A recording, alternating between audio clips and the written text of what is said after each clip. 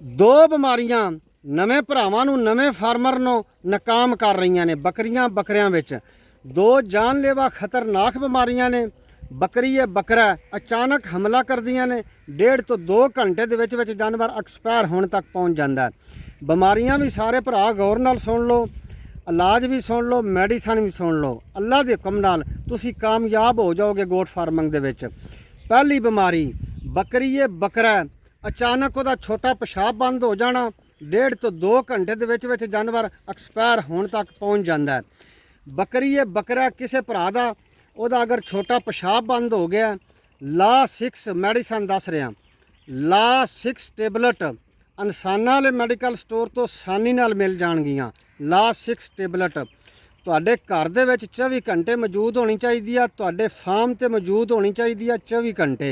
ਲਾ 6 ਟੇਬਲੇਟ ਕਿਸੇ ਟਾਈਮ ਵੀ ਬੱਕਰੀ ਇਹ ਬੱਕਰਾ ਅਗਰ ਉਹਦਾ ਛੋਟਾ ਪਿਸ਼ਾਬ ਬੰਦ ਹੋ ਗਿਆ, ਸਿਰਫ 2 ਟੇਬਲੇਟ ਲਾ 6 ਦੀਆਂ 2 ਟੇਬਲੇਟ ਲਾ 6 2 ਟੇਬਲੇਟ 100 ml ਪਾਣੀ ਦੇ ਵਿੱਚ ਅੱਛੇ ਤਰੀਕੇ ਨਾਲ ਮਿਕਸ ਕਰੋ, ਹੱਲ ਕਰੋ, ਸਿਰਿੰਜ ਦੇ ਨਾਲ ਆਸਤਾ ਆਸਤਾ ਆਪਣੇ ਜਾਨਵਰ ਨੂੰ ਪਿਲਾ ਦਿਓ।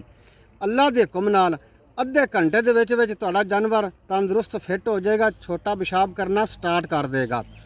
ਦੂਸਰੀ ਬਿਮਾਰੀ ਬਹੁਤ ਜ਼ਿਆਦਾ ਖਤਰਨਾਕ ਹੈ। ਚਾਰਾ ਖਾਣ ਤੋਂ ਬਾਅਦ, ਵੰਡਾ ਖਾਣ ਤੋਂ ਬਾਅਦ ਜਾਨਵਰ ਅਚਾਨਕ ਬੰਦ ਹੋ ਜਾਂਦਾ, ਮੇਂਗਣਾ ਕਰਨੀਆਂ ਬੰਦ ਕਰ ਜਾਂਦਾ, ਮਿਹਦਾ ਚੋਕ ਹੋ ਜਾਂਦਾ, ਜਾਨਵਰ ਜੁਗਾਲੀ ਕਰਨਾ ਬੰਦ ਕਰ ਦਿੰਦਾ। ਇਹਦੇ ਵਾਸਤੇ ਦੇਸੀ ਨੁਸਖਾ ਭਰਾਵਾਂ ਦੱਸ ਰਿਹਾ।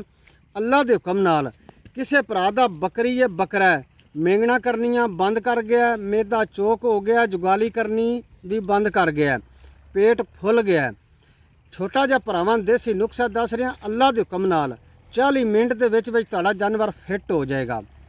ਚਾਵਲ ਖਾਣ ਵਾਲਾ 1 ਚਮਚ ਮਿੱਠਾ ਸੋਡਾ, ਇਹ ਵੀ ਤੁਹਾਡੇ ਫਾਰਮ ਤੇ 24 ਘੰਟੇ ਮੌਜੂਦ ਹੋਣਾ ਚਾਹੀਦਾ। ਮਿੱਠਾ ਸੋਡਾ ਬਹੁਤ ਅੱਛੀ ਚੀਜ਼ ਆ, ਗੋਟ ਫਾਰਮ ਤੇ 24 ਘੰਟੇ ਮੌਜੂਦ ਹੋਣਾ ਚਾਹੀਦਾ। ਸਾਰੇ ਭਰਾ ਗੌਰ ਨਾਲ ਸੁਣ ਲਓ ਨੁਸਖਾ। ਕਿਸੇ ਭਰਾ ਦਾ ਬੱਕਰੀ ਬੱਕਰਾ ਅਗਰ ਅਚਾਨਕ ਬੰਦ ਹੋ ਗਿਆ, ਮੇਂਗਣਾ ਕਰਨੀਆਂ ਬੰਦ ਕਰ ਗਿਆ, ਜੁਗਾਲੀ ਕਰਨੀ ਬੰਦ ਕਰ ਗਿਆ, ਪੇਟ ਫੁੱਲ ਗਿਆ, ਚਾਵਲ ਖਾਣ ਵਾਲਾ 1 ਚਮਚ ਮਿੱਠਾ ਸੋਡਾ, 20 ml ਸਰਸੋਂ ਦਾ ਤੇਲ, 1 ਛੋਟਾ ਗਲਾਸ ਨੀਮ ਗਰਮ ਪਾਣੀ, ਤਿੰਨੋਂ ਚੀਜ਼ਾਂ ਅੱਛੇ ਤਰੀਕੇ ਨਾਲ ਮਿਕਸ ਕਰੋ। ਆਪਣੇ ਜਾਨਵਰ ਨੂੰ ਸਿਰਿੰਜ ਦੇ ਨਾਲ ਆਸਤਾ ਆਸਤਾ ਪਿਲਾ ਦਿਓ। ਅੱਲਾ ਦੇ ਹੁਕਮ ਨਾਲ 40 ਮਿੰਟ ਦੇ ਵਿੱਚ ਬੱਕਰੀ ਇਹ ਬੱਕਰਾ ਮੇਂਗਣਾ ਕਰਨੀਆਂ ਸਟਾਰਟ ਕਰ ਦੇਗਾ, ਜੁਗਾਲੀ ਕਰਨੀ ਸਟਾਰਟ ਕਰ ਦੇਗਾ, ਤੁਹਾਡਾ ਜਾਨਵਰ ਬਚ ਜਾਏਗਾ, ਤੰਦਰੁਸਤ ਔਰ ਫਿੱਟ ਹੋ ਜਾਏਗਾ। ਇਸ ਵੀਡੀਓ ਦੇ ਵਿੱਚ ਭਰਾਵਾਂ ਮੈਂ ਆਪਣਾ ਨੰਬਰ ਵੀ ਦਿਆਂਗਾ।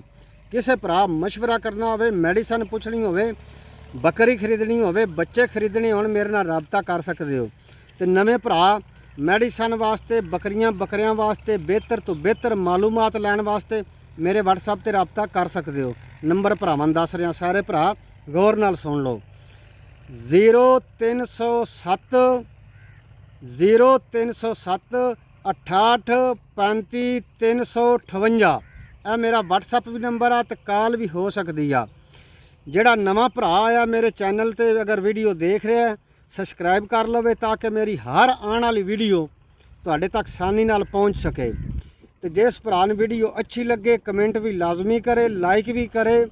ਤੇ ਕਿਸੇ ਭਰਾ ਨੂੰ ਕਿਸੇ ਕਿਸਮ ਦਾ ਮਸ਼ਵਰਾ ਕਰਨਾ ਹੋਵੇ 24 ਘੰਟੇ ਮੇਰੇ WhatsApp ਤੇ ਰਾਬਤਾ ਭਰਾ ਕਰ ਸਕਦਾ ਹੈ।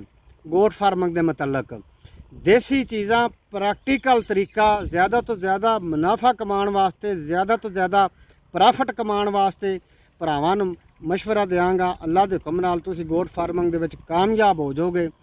ਅਗਰ ਕਿਸੇ ਭਰਾ ਕੋਲ ਜ਼ਿਆਦਾ ਪੈਸੇ ਨਹੀਂ, 1 ਬੱਕਰੀ ਤੋਂ ਵੀ ਉਹ ਸਟਾਰਟ ਕਰ ਲਏਗਾ ਨਾ, ਦੇਸੀ ਦੋਗਲੀ ਬਰੀਡ ਤੋਂ 1 ਬੱਕਰੀ ਤੋਂ ਵੀ ਉਹ ਸਟਾਰਟ ਕਰ ਲਏਗਾ। ਅੱਲਾ ਦੇ ਹੁਕਮ ਨਾਲ 2 ਸਾਲਾਂ ਦੇ ਵਿੱਚ 10 ਤੋਂ 12 ਜਾਨਵਰ ਤੁਹਾਡੇ ਬਣ ਜਾਣਗੇ 2 ਸਾਲਾਂ ਵਿੱਚ, ਅਗਰ 1 ਬੱਕਰੀ ਤੋਂ ਵੀ ਸਟਾਰਟ ਕਰੋਗੇ। ਬਰਕਤ ਵਾਲਾ ਮਾਲ ਆ, ਸੋਹਣੇ ਨਬੀ ਦੀ ਸੁਨਨਤ ਆ, ਬੱਕਰੀਆਂ ਚਰਾਣਾ ਬਹੁਤ ਬਰਕਤ ਆ। ਵੈਸੇ ਵੀ ਘਰ ਦੇ ਵਿੱਚ 1 ਬੱਕਰੀ ਪਾਲ ਲਓ, ਤੁਹਾਡੇ ਘਰ ਵਿੱਚ ਰਹਿਮਤਾਂ ਆਉਂਦੀਆਂ ਨੇ, ਰਹਿਮਤਾਂ ਬਰਕਤਾਂ ਆਉਂਦੀਆਂ ਨੇ। ਬਹੁਤ ਬਰਕਤ ਵਾਲਾ ਜਾਨਵਰ ਆ, ਜੰਤੀ ਜਾਨਵਰ ਆ ਬੱਕਰੀ। ਤੇ ਜਿਸ ਭਰਾ ਬੱਕਰੀ ਖਰੀਦਣੀ ਹੋਵੇ, ਨੰਬਰ ਭਰਾਵਾਂ ਤੱਕ ਪਹੁੰਚ ਗਿਆ, ਮੇਰੇ ਨਾਲ WhatsApp ਤੇ ਰਾਬਤਾ ਕਰ ਸਕਦੇ ਹੋ। ਕੋਈ ਮਸ਼ਵਰਾ ਕਰਨਾ ਹੋਵੇ, ਮੈਡੀਸਨ ਪੁੱਛਣੀ ਹੋਵੇ, ਮੇਰੇ ਨਾਲ ਰਾਬਤਾ ਕਰ ਸਕਦੇ ਹੋ। ਜਜ਼ਾਕ ਅੱਲਾ।